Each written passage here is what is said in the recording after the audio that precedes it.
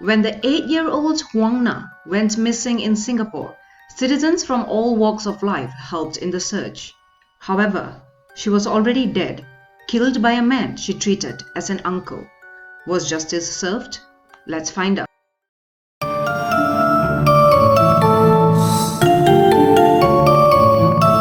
On 10 October 2004, Huang Na, a primary 2 student at Jintai Primary School, went missing from the Pasir Panjang Wholesale Center in Singapore. Her mother, Chinese national Madam Huang Shuying, worked at the wholesale center but was away in China when her daughter disappeared.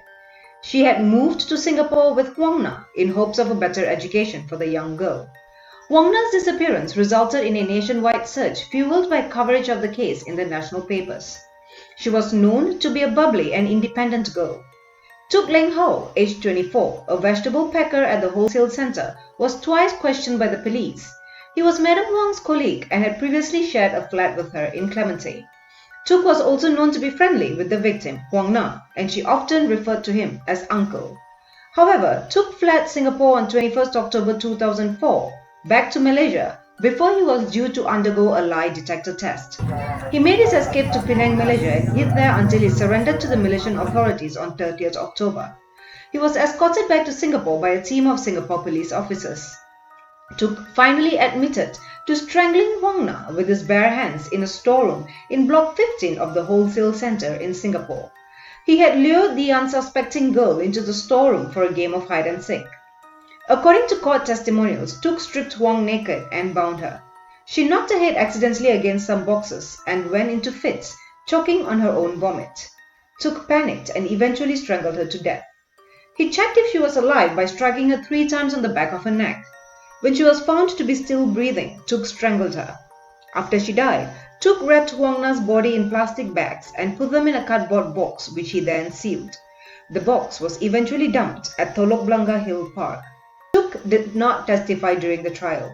His lawyer Subhash Anandan felt that it would not help to put Tuk on stand as he was delusional and suffering from mental illness, and that he would easily be cornered by the interrogations of the public prosecutor. Anandan raised 2 defenses to support him. The first was the prosecution had failed to prove beyond a reasonable doubt that Tuk had in fact caused the death of the deceased.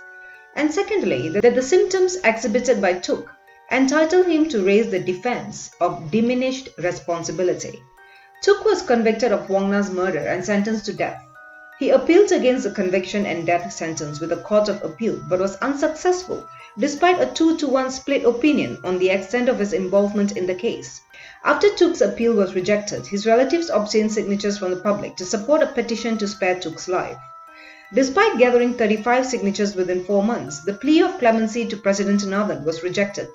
Tuk was hanged in Changi Prison on 3 November 2006, not before he posed for his own funeral photograph.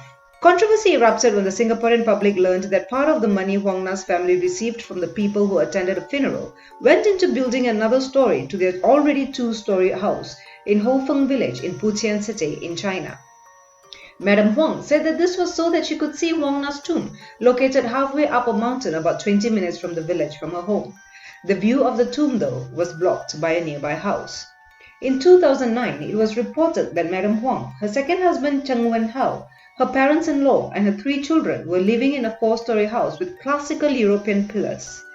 Cheng had started a labor company and owned a black saloon with real leather seats and installed with 3 TV sets. According to Madam Huang, the contributions from the public were used for Huang Na's last rites and to build Huang Na's tomb. Some of the money was also donated to charity, used to renovate the family home and to build a road in Putian. Madam Huang claimed that the rest would be saved for future rites for Huang Na.